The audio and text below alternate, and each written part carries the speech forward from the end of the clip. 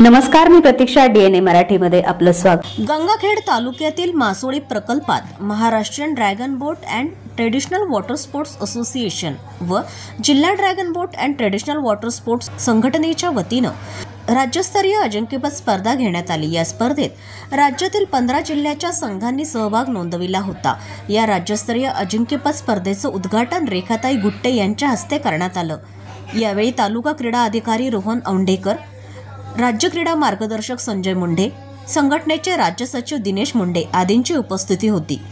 राज्यातील विविध 15 जिल्ह्यांच्या संघांनी या स्पर्धेत आपला सहभाग नोंदविला होता.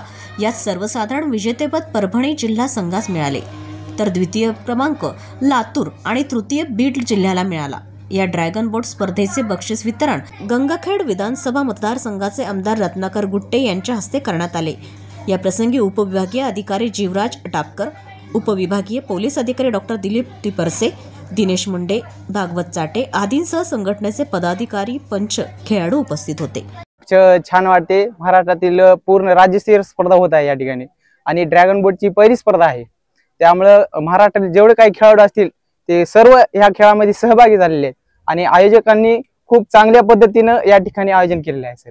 आणि मी महाराष्ट्रातील तसेच मराठवाड्यातील पोरांना मी विनंती करते की तुम्ही खेळाकडे लक्ष द्या. म्हणजे खेळ आपल्याला आयुष्यामध्ये कुठेतरी आपल्या यशाची गवसणी घालू शकते. विद्यार्थ्यांना काय आव्हान करणार आहे, कारण ह्या खेळामधून त्यांना 5% आरक्षण भेटणार आहे? हो सर, नक्कीच. खेळामध्ये आपल्याला नोकरी असेल, आता विशेष आता जे काही गोरगरीब घरचे लेकर असतात त्यांना वाटते की बा नोकरी ही सर्वात महत्वाची असते. तर मी सांगतो की विद्यार्थ्यांना खेळामधून सुद्धा तुम्ही जर मेडल जिंकले तर तुम्हाला तुमचं करिअर घडवता येतं आणि तुम्ही नोकरीपर्यंत तुम्हाला 5% आरक्षणामधून तुम्हाला खेळाडूमधून फायदा होऊ शकतो. प्रतिनिधी बालाजी कांबळे, DNA मराठी, परभणी.